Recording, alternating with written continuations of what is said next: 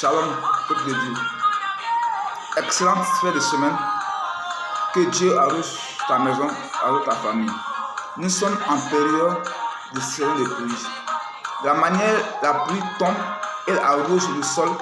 C'est comme ça aussi Dieu doit arroser ta maison, doit arroser ta famille, doit arroser tes finances, doit arroser tes entreprises, doit arroser tout ce qui est en toi.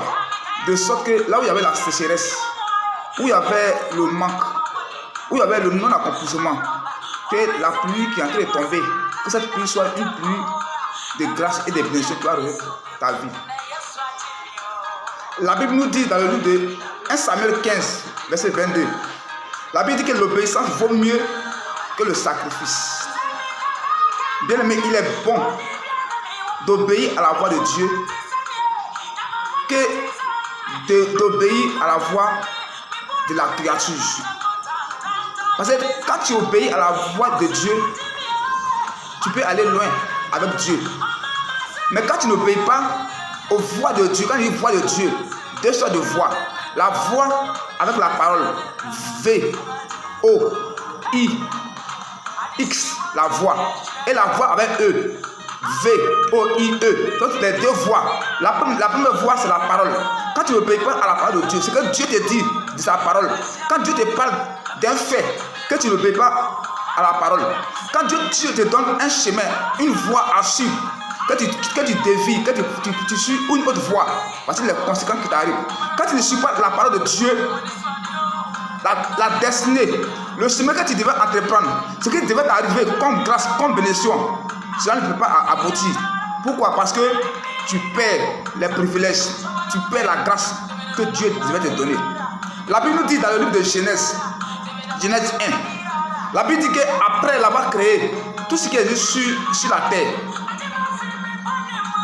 terre, les cieux, les animaux, la nourriture, après avoir créé tout ceci, Dieu maintenant, en conseil avec les anges, va décider de créer l'homme.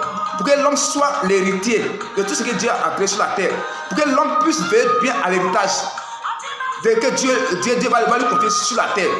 Mais en même temps que Dieu lui donne l'héritage de ce qui est sur la terre, Dieu va lui donner quelque chose de précieux. Dieu va bénir l'homme. Pour lui dire que toute la terre sur laquelle tu dois la sujeter, tu dois la dominer. Tu dois être fécond, tu dois être prospère. Partout où tu vas rentrer, que la bénédiction t'accompagne. Tout ce que tes mains vont toucher, que cela te produise la joie. Mais Dieu va donner un interdit à l'homme. Parce que Dieu va le mettre dans le jardin d'Éden. Dans le jardin dans lequel Dieu va demander à l'homme de se nourrir de tout ce qui est dans le jardin.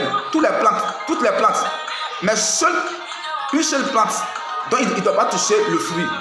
Dieu a parlé à l'homme audiblement. Mais le serpent vient trahir l'homme. Et comment est-ce que l'homme s'est laissé emporter? Le serpent vient dire à l'homme que est-ce que Dieu t'a vraiment dit de ne pas manger le fruit?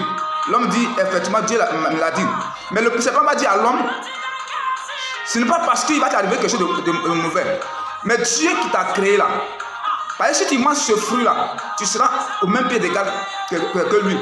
Encore déjà, Dieu avait déjà donné un pouvoir à l'homme. Et à ce temps, l'homme causait avec Dieu. L'homme et Dieu se connaissaient. Dieu avait donné un pouvoir à l'homme. Mais puisque l'homme n'a pas écouté la voix de Dieu, l'homme n'a pas écouté ce que Dieu lui a donné comme principe, mais il a voulu écouter la voix d'une autre personne.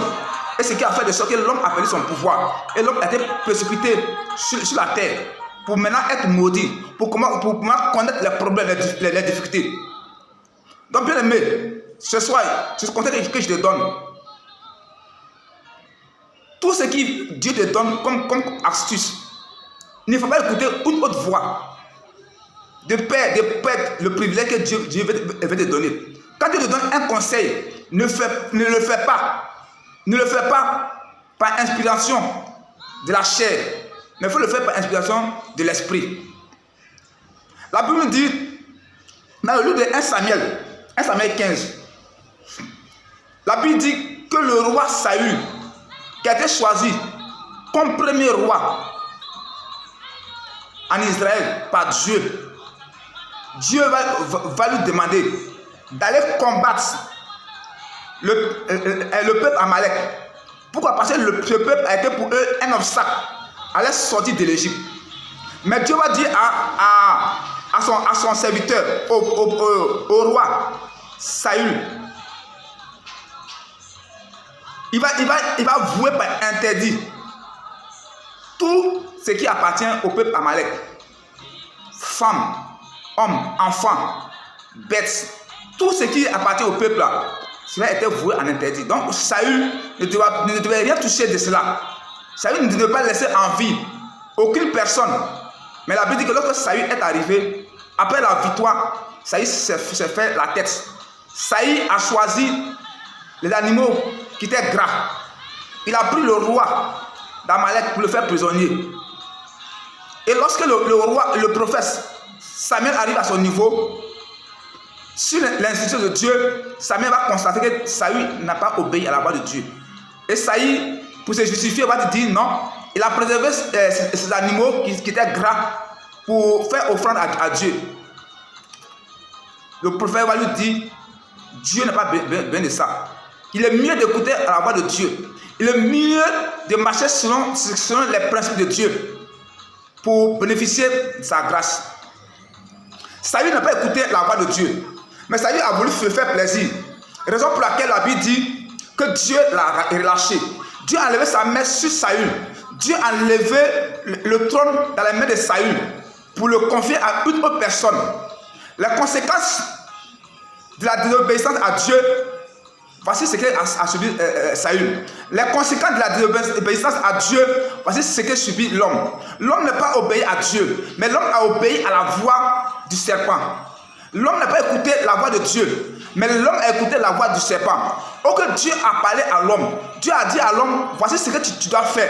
Puisque Dieu t'a parlé, si Dieu ne voulait pas, Dieu voulait revenir sur sa parole, le même Dieu allait t'appeler, mon fils, je t'ai dit de faire ça, mais je trouve maintenant inutile de faire telle chose. Mais l'homme n'a pas consulté Dieu. Malgré ce que le serpent lui a dit, le contraire de ce que Dieu lui avait dit, l'homme n'a pas écouté la voix de Dieu. Mais l'homme s'est attaché à la parole du serpent. Saül aussi n'a pas écouté la voix de Dieu. Mais Saül a écouté son cœur. Il a écouté sa pensée. Et cela lui a causé préjudice. Donc ce soir, le seul conseil que je voulais te donner, c'est de suivre la voix de Dieu.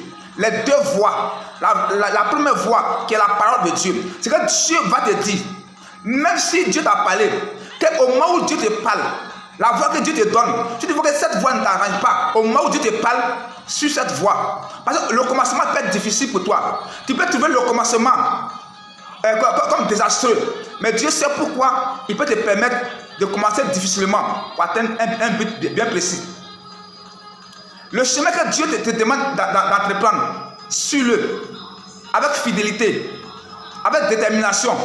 Au bout de ce chemin, il s'y trouve la gloire. La voie que Dieu te donne, quand tu suis cette voie et tu marches selon la voie de Dieu, personne ne peut te ébranler.